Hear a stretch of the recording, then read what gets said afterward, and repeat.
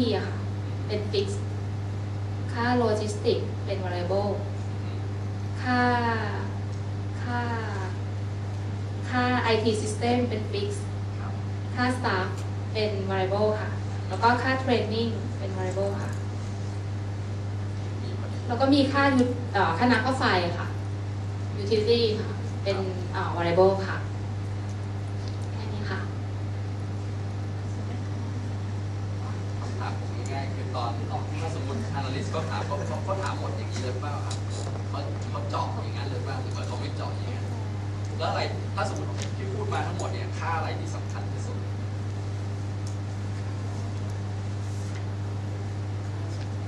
นะครับ expense อันไหนที่สำคัญที่สุดก็คือค่า warehouse กับค่า logistics อะค่ะคิดว่าน่าจะสำคัญขอบคุณครับขอบคุณนะครับ ขอบคุณค่ะ น่าสนใจชอบโมเดล revenue ครับทางนี้บ้างเพราะตะกี้ทางนี้บอกมีโมเดล revenue มี product ถูกไหมครับค่า transaction ค่า franchise บางทีละมันมีอะไรอีกอันหนึ่งนะค่า shelf ค่า แล้วก็ค่าโปรดักต์คือโปรดักต์คือขายของเลย ขายของก็คือใช้ G จาก gross margin ได้ GP ในส่วนที่ขายของถูกไหมครับ transaction แล้วก็อีกอันนึงก็คือค่า franchise ขอบคุณครับมองทางนี้บ้างมีแบบไหนที่น่าสนใจโมเดล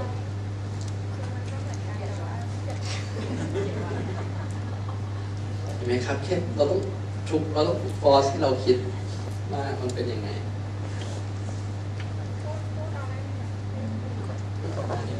ใช่นี่ไหม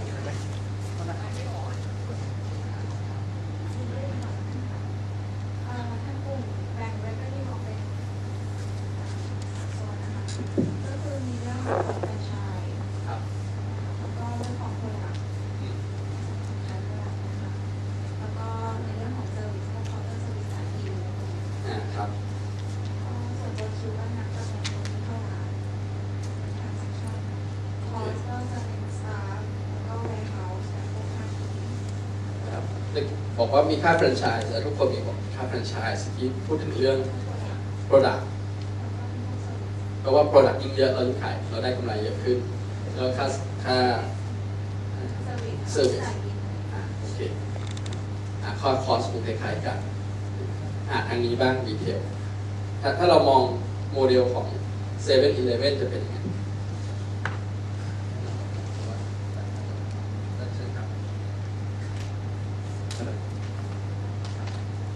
ก็คงคล้ายๆอีก2 กลุ่มนะแต่ว่า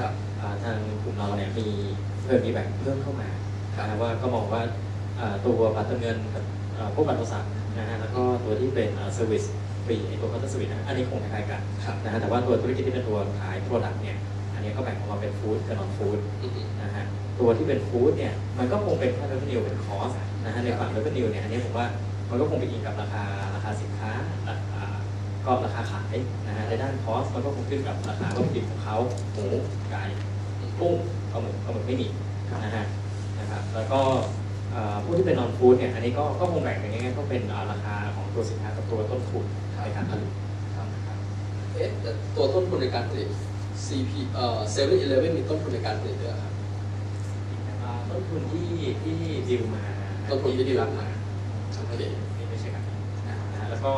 ในฝั่งของที่เป็น expense ของเขานะอยากจะเพิ่มเติมไปว่าตัวหลักๆก็น่าจะเป็นในเรื่องของ distribution ในเรื่องของ logistics น่าจะเป็นหลัก โอเคได้ครับขอบคุณครับตบมือขึ้นหน่อยจริงๆแล้วทุกท่านรู้ดีกว่าผมเยอะเพราะทุกท่านใช้รู้ตั้งแต่ว่ามันต้องมีอะไรนะการ์ดใช่ไหมมีแฟรนไชส์มีค่าโปรดักต์ผมนี่ทำอะไรที่ค่อนข้างซิมเปิลเพราะผมไม่ค่อยรู้จักธุรกิจนะครับคือถ้าผมคุยกับท่านผมอาจจะมีโมเดลอะไรที่ละเอียดกว่านี้ อันนี้เป็นตุ๊กตาอยากจะให้ท่านดูว่าสิ่งที่บางทีคนข้างนอกคิดอย่าบอกว่าคนข้างนอกคิดเลยคนอย่างพวกผมคิดเนี่ยเป็นยังไง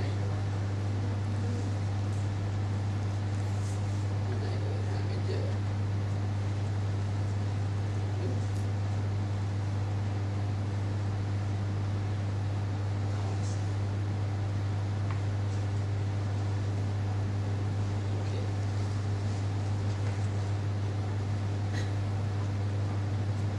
นี่คือ driver เบื้องต้นอาจจะไม่เหมือนท่านสักทีเดียวมันไม่มีถูกไม่มีผิดนะครับแต่คือสิ่งที่ผมอยากให้ลองมานั่งคิดดูไอ้สิ่งที่ผมนั่งคิดเนี่ยมันเป็นแค่ส่วนที่ขายของอย่างเดียวนะครับแล้วบางทีเนี่ยถ้าต้องเข้าใจว่าคน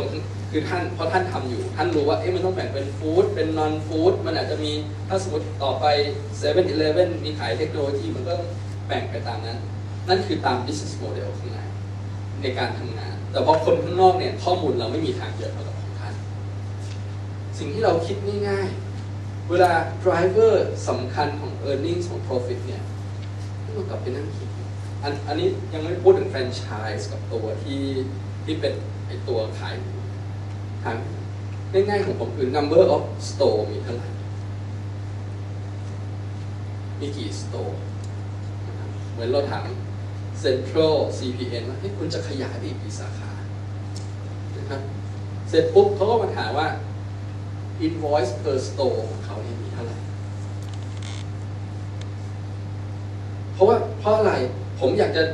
จอยากจะรู้เรื่องฟู้ดอาจจะรู้เรื่องอะไรแต่สำหรับ analyst สำหรับ fund manager มันไม่ถ้าผมรู้ลึกขนาดนั้นผมไปทำเองดีกว่าผมไม่มีทางรู้ข้อมูลลึกขนาดนั้นแล้วผมเชื่อว่าไม่มีใคร provide ข้อมูลให้ผมได้เยอะขนาดนั้นเอาไปแล้วผมก็ใส่โมเดลก็ค่อนข้างลำบากผมก็แค่มาดูว่าinvoice มีคนซื้อคนเดินเข้ากี่คนต่อสาขา revenue ต่อ invoice เท่าไหร่คูณให้3อันนี้ออกมาเนี่ยผมได้ revenue ละถ้าจะไปบวกตัว franchise ถ้าจะบวกตัวแฟรนไชส์มีกี่แฟรนไชส์ค่าแฟรนไชส์เท่าไหร่ก็คูณไปบวก transaction ที่เราทำเรื่องค่าตั๋วของโน้ตของใครอะไรก็แล้วแต่ก็บวกไปนั่นก็เป็น revenue driver อีกขาหนึ่งแต่ revenue driver ของที่เป็น product ที่เราเห็น basic ก็คือตัวนี้คำถามต่อไปคือ gross margin เป็นเท่าไหร่ GP ต่อ invoice เป็นเท่าไหร่นะครับแล้ว cost ตะกี้ที่ทุกท่านพูด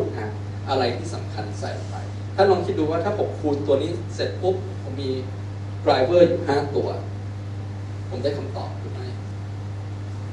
ผมได้คำตอบทันทีว่ากำไรบริษัท 7-Eleven จะเป็นเท่าไหร่ผมไม่ต้องมานั่งเจาะลึกอะไรเป็นขนาดนั้นนะผมแค่ถามอยู่แค่3-4-5 ตัวเนี่ยแล้วมันจะลงลึกไปมากกว่านั้นนะครับพอพูดถึง strategy คนท่านสังเกตผมไปนั่งฟังของเซลล์ CPO ไปบ่อยเขาจะถามสาขาจะเพิ่มเท่าไหร่ทำไมเพราะสาขาเพิ่มมันคือกำไรท่านเพิ่มรายได้ท่านเพิ่มนะครับแต่กี้ถึงคุยกันว่าเมื่อไหร่จะไปต่างประเทศมันคอนเซ็ปต์เดียวกันในหัวผมต้องคิดอยู่แค่นี้คนเป็น analyst คน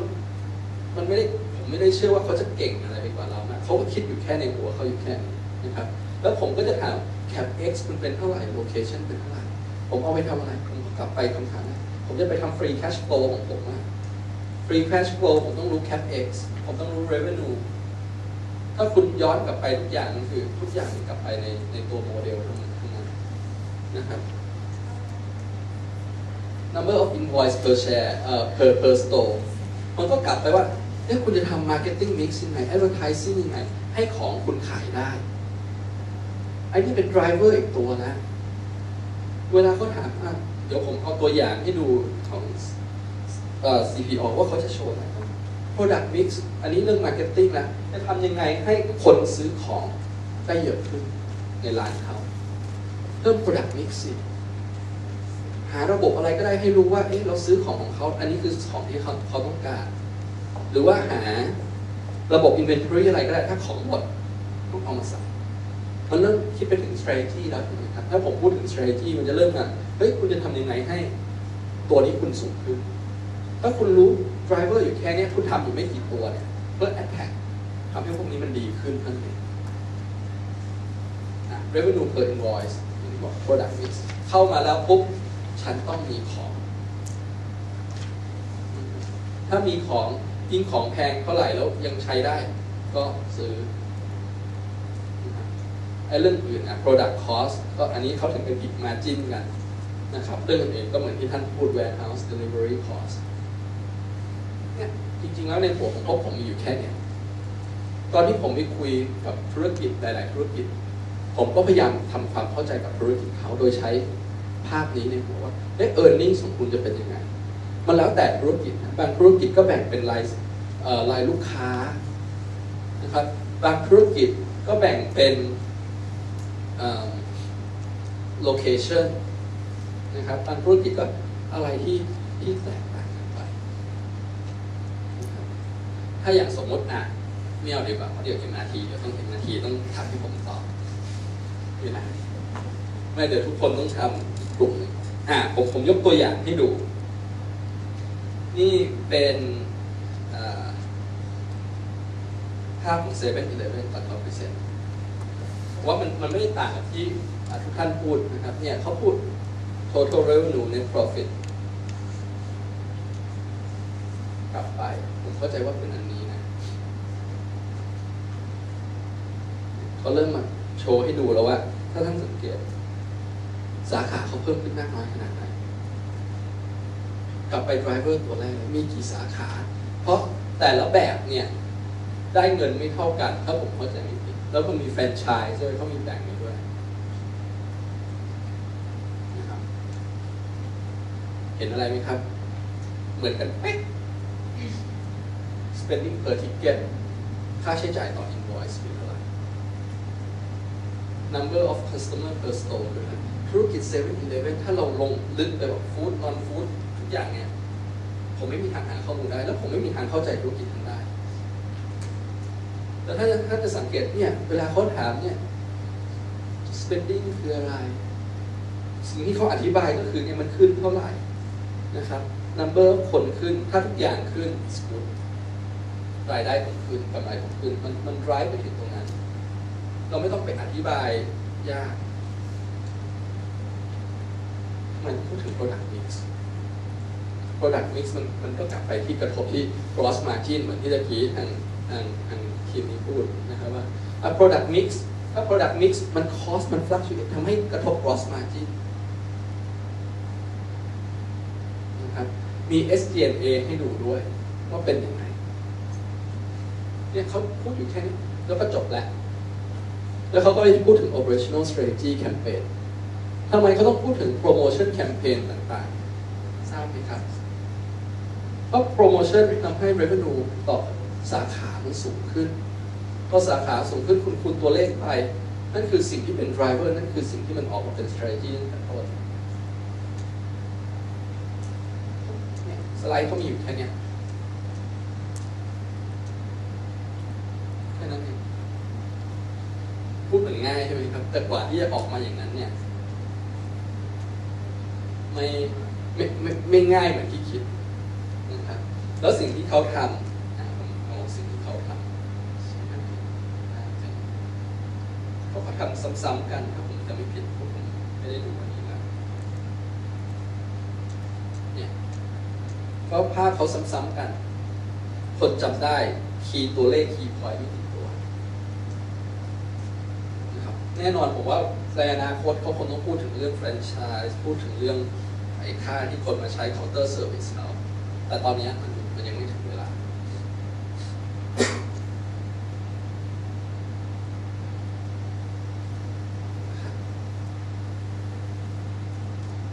ผมยกตัวอย่างให้อีกกี่โมงละ3 โมง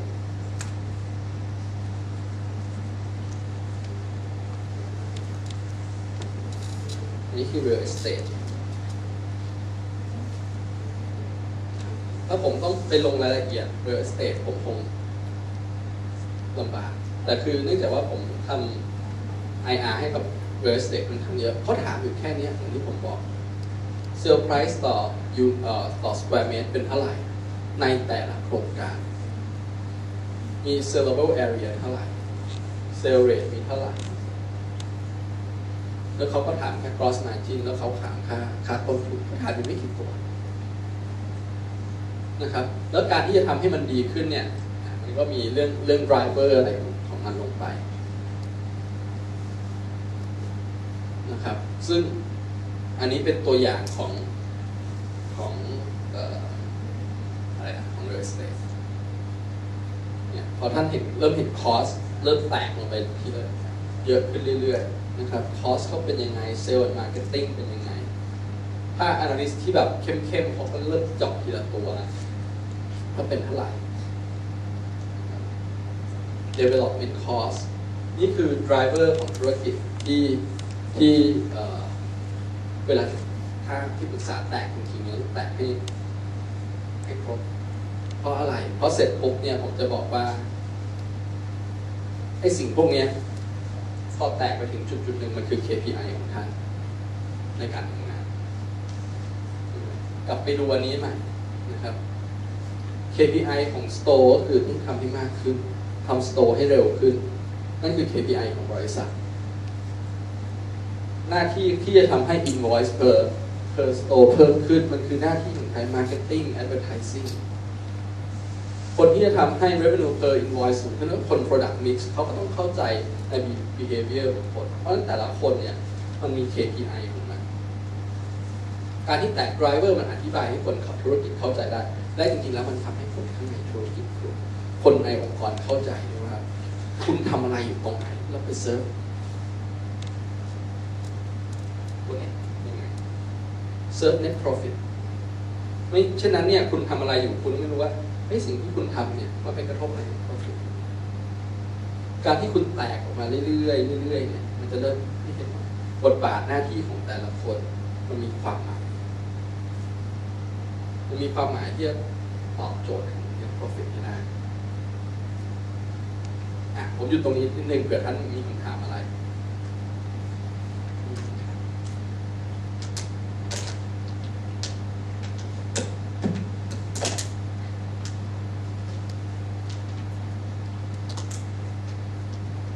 เดี๋ยวเราเบรก3:30 3:30 ครับ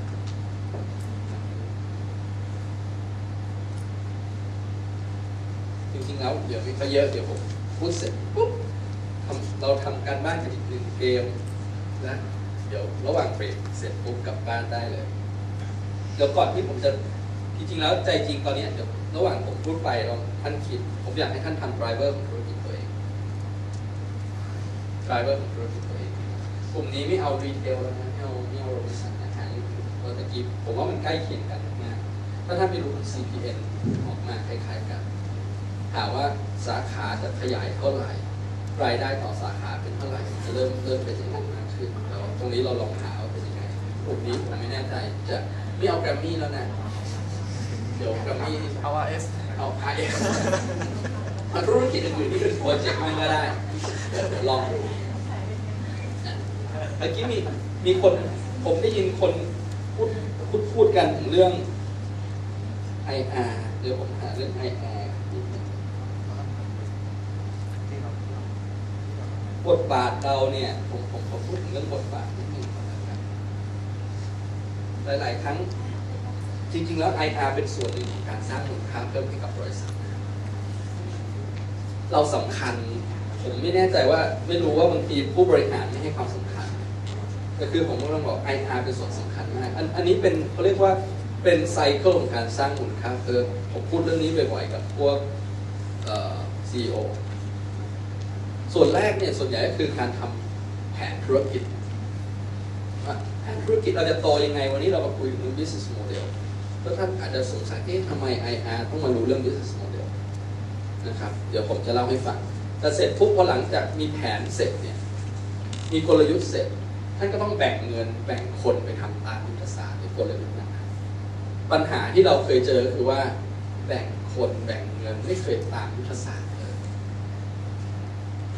กลยุทธ์ที่เราอยากจะไปไม่ได้ตามกลยุทธ์ที่ไม่ค่อยสำคัญกับได้ตังค์เยอะมันมีปัญหาอย่างนั้นค่อนข้างเยอะนะครับแล้วเสร็จปุ๊บมาเลือก performance มา report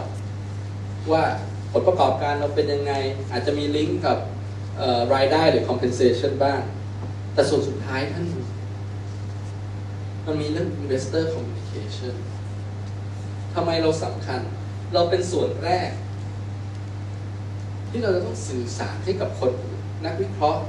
นักลงทุนอย่างพวกผมเข้าใจว่าท่านทำอะไรอยู่เนี่ยทั้งหมดเนี่ยท่านแบ่งเงินยังไงหรอท่านลงทุนยังไงหรอธุรกิจของท่านคืออะไร performance ท่านเป็นยังไงทุกอย่างมันแทบไปกับตรงนั้นหมด และจริงๆแล้วหลังจากที่ท่านคุยกับนักวิเคราะห์นักลงทุนท่านเป็นกระจกส่องบริษัทส่อง CEO ชั้นดี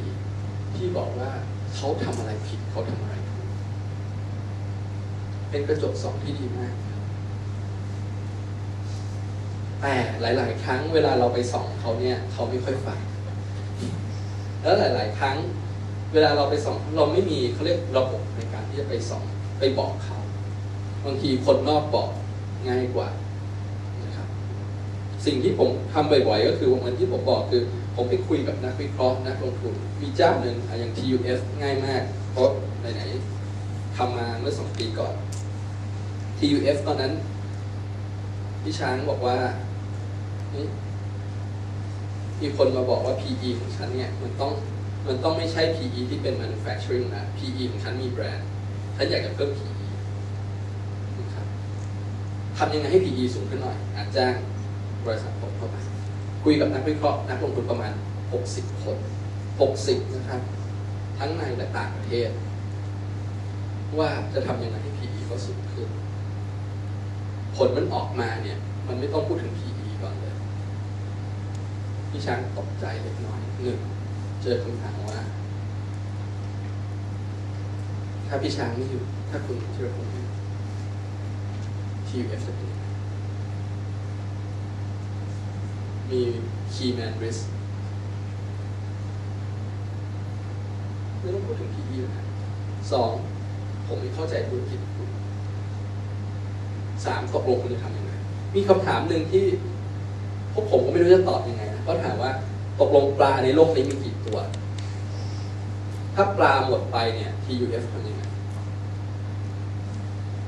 นั่นคือคำถามจาก analyst พวกผมจะบ้าถามกันอย่างนี้แต่เราก็ต้องไปหามาว่าปลามีกี่ตัว risk ของเขาถามว่า risk ของธุรกิจมีอะไรบ้างตอนนี้ทำอยู่ธุรกิจหนึ่งคล้ายๆกันก็กลับไปอีกว่าคำตอบมาก็ค่อนข้างเ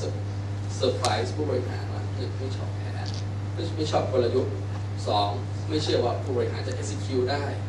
3มันมีเรื่องข้อมูลที่ให้ไม่เพียงพอผมมองว่า IR เป็นส่วนสำคัญที่จะเป็นกระจกส่องตัวเองว่า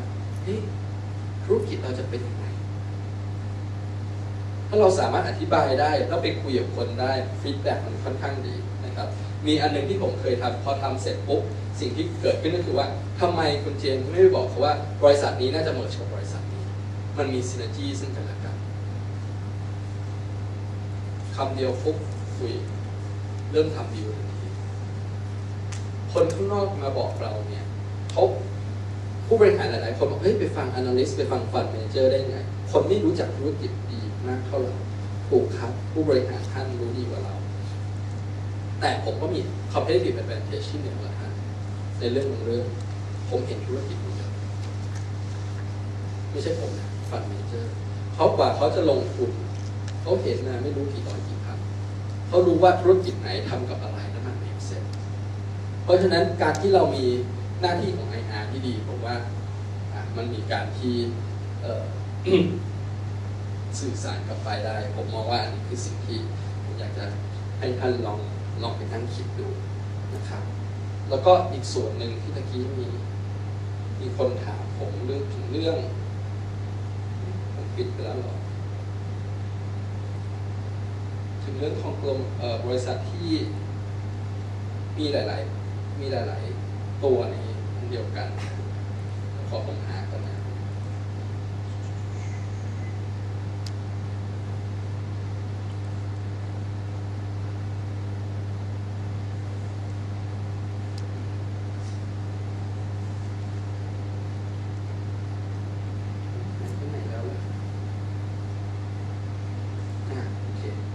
ผมให้ดูวันนี้ไม่ได้บอกว่า PowerPoint เขาสวยหรือไม่สวยบางคนบอกว่าผมทำ PowerPoint สวยอย่างเดียวบอก PowerPoint สวยไม่สวยไม่เกี่ยวพอบริษัทแต่ละบริษัทที่มันมี